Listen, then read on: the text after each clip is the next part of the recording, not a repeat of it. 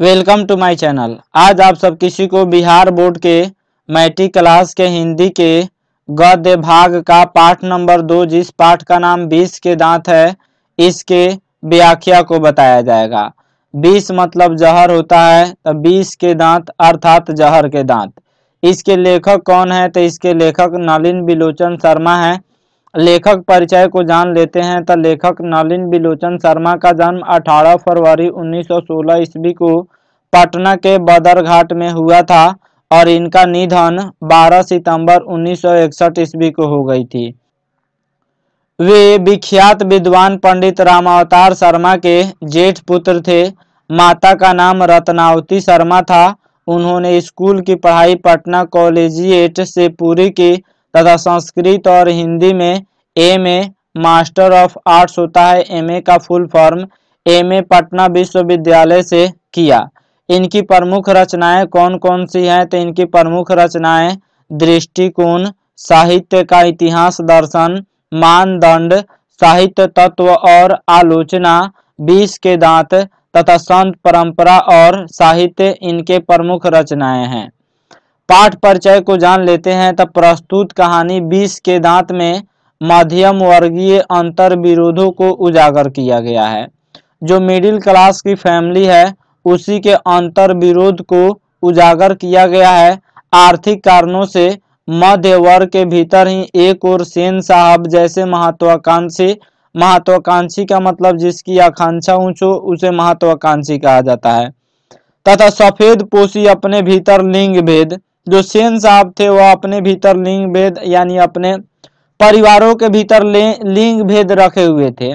वह बेटे और बेटियों में फर्क करते थे, जैसे कुसंस्कार छिपाए हुए हैं।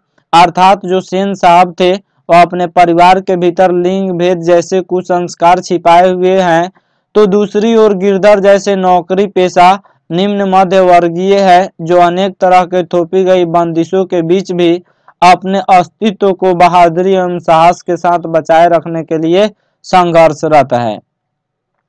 यह कहानी सामाजिक भेदभाव, लिंग भेद, सामाजिक भेदभाव होता है इस कहानी में। उसके बाद लिंग भेद, स्त्री और पुरुष, बच्चा में और यानी पुरुष और महिला में, बेटे और बेटी में भेद किया जाता है। आक्रामक स्वार्थ की छाया के पलते हुए प्यार दुलार के कुपरिणामों को उभरती हुई सामाजिक समानता एवं मानवाधिकार की महत्वपूर्ण नमूना पेश करती है। शुरू करते हैं पाठ को। तो पाठ क्या है? सेन साहब एक अमीर आदमी थे। उनकी 5 लड़कियां थी, एक लड़का था। लड़कियां क्या थी? कठपुतलियां। जिस प्रकार कठपुतलियां मूर्तियां जो होती हैं वह हिलती डुलती नहीं है, उसको जिस तरह आप घुमाइएगा उसी प्रकार घूमेगी।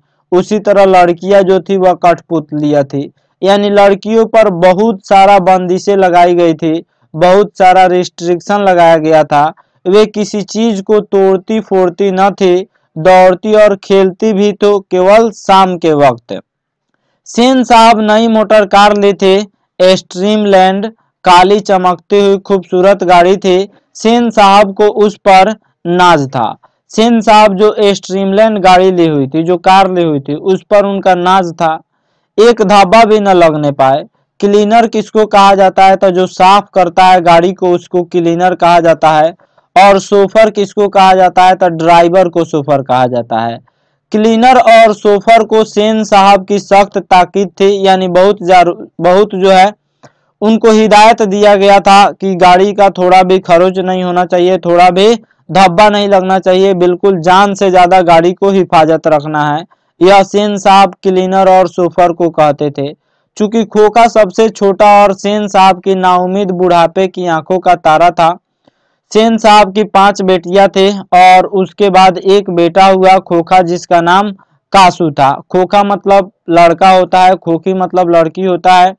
तो कासू नाम था, वह सबसे छोटा था और सेन साहब की नाउम्मीद बुढ़ापे की आंखों का तारा था। इसलिए मोटर को कोई खतरा था तो खोखा से ही था, क्योंकि खोखा जो था वह जो है हमेशा फालतूबाजी करता था। लेकिन जो लड़कियां थी, लड़कियों पर तमाम बंदिशें लगी हुई थी, लेकिन जो खोखा जो लड़का था इस पर कोई बंदिश नहीं लगा हुआ था।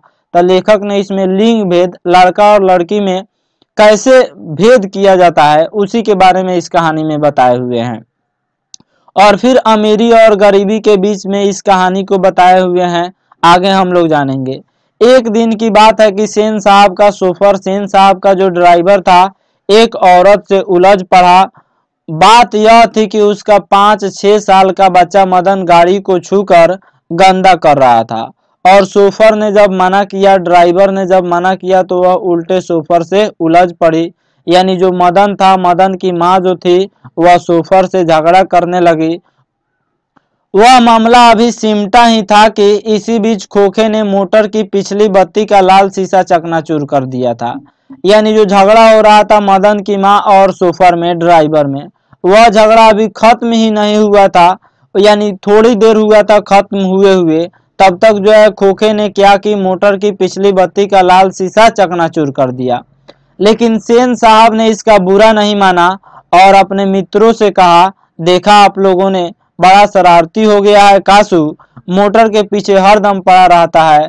कासू ने मिस्टर सिंह साहब के अगले तथा पिछले पहियों के हवा निकाल दी थी। जब मिस्टर सिंह विदा हो गए तो सेन साहब ने मदन के पिता गिरधर लाल को, जो उनके फैक्ट्री में किरानी था, उसे सेन साहब ने खूब खरी खोटी सुनाई और कहा कि बच्चों को संभाल कर रखो। उस रात गिरधारी लाल ने अपने बेटे मदन की खूब पिटाई की। जो गिरधारी लाल थे यह क्या थे, किरानी थे।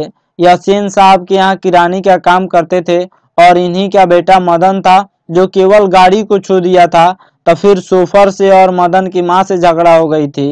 और वहीं जो सेन साहब का बेटा था खोखा, वह गाड़ी के लाल शीशा, पिछली बत्ती का लाल शीशा भी चकनाचूर कर दिया और जो मेहमान आए थे उनके पहियों का हवा भी खोल दी। फिर भी सेन साहब जो है वह कुछ नहीं बोले। इसे यह कहानी यह बताता है कि कैसे अमीरों और गरीबों के बीच भेदभाव किया जाता है। दूसरे दिन उसके बाद सेन साहब ने इसमें यह भी कहा कि इस तरह के बच्चे आगे चल के गुंडे और बदमाश बनते हैं। लेकिन जो अपने बेटे थे मदन के बारे में सेन साहब ने कहा कि इस तरह के बच्चे आगे चल के गुंडे और बदमाश होते हैं। लेकिन अपने बेटों के बारे में कहा कि यह शीशा इसलिए फोड़ दिया क्योंकि वह जानना चाहता था कि शीशे के अंदर क्या है, आगे चलकर मेरा बेटा इंजीनियर बनेगा। उसके बाद क्या होता है, दूसरे दिन शाम को मदन कुछ लड़कों के साथ लट्टू नचा रहा था। खोखा भी वहां लट्टू नचाने के लिए मांगा लेकिन मदन ने उसे फटकार दिया, अबे भाग जा यहाँ से, बड़ा आया है लट्टू नचाने, जा अपने बाबा की मोटर पर बैठ। यानी मदन जो था वह फटकार दिया कासू को। उसके बाद क्या होता है, कासू को गुस्सा आ गया। वह इसी उम्र में अपनी बहनों पर, नौकरों पर हाथ चला देता था और क्या मजाल उसे कोई कुछ कह दे। अपने बड़ी बड़ी बहनों पर वह हाथ भी चला देता था, नौकरों को कुछ कह देता था, लेकिन कासू को कोई नहीं डांटता था। उसने न आव देखा न ताव देखा। जो कासू था उसको हाथ चलाने की आदत थी और उसने न आव देखा न ताव देखा, मदन को एक घूसा कस दिया। मदन ने कासू पर टूट पड़ा, उसकी मरम्मत जम कर दी। कासू रोता हुआ घर चला गया लेकिन मदन घर नहीं लौटा। 8-9 बजे रात को मदन इधर उधर घूमते हुए गली के दरवाजे से घर में घुसा। डर तो यही है कि आज अन्य दिनों की अपेक्षा मार अधिक लगेगी। रसोई घर में घुसा, भर पेट खाना खाया, फिर बगल वाले कमरे के दरवाजे पर जाकर अंदर की बात सुनने लगा।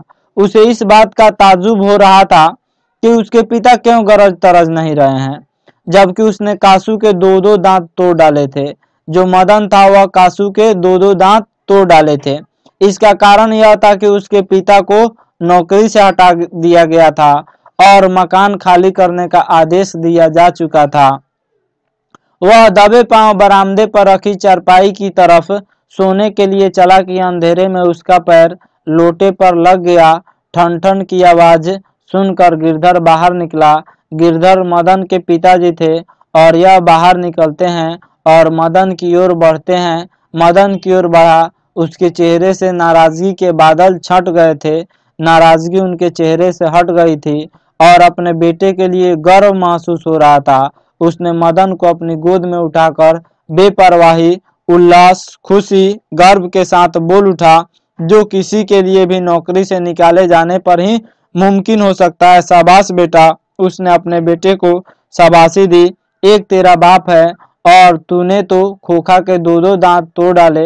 वह कहते हैं एक तुम्हारा बाप है जो यहाँ पे चुपचाप जो है उनके अत्याचार को सहन कर लेता है, लेकिन तूने तो कमाल कर दिया, तूने तो खोखा यानी कासू के दो दो दांत तोड़ डाले।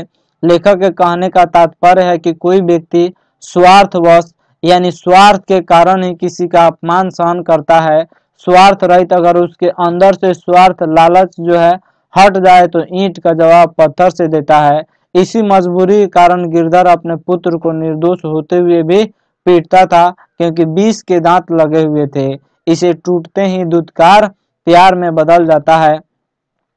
आशा करता हूँ यह कहानी आप सब किसी को अच्छा लगा होगा और यह वीडियो भी आप सब किसी को अच्छा लगा होगा। हमारे चैनल को सब्सक्राइब करें, इस वीडियो को लाइक करें और कमेंट करें। Thank you watching my video.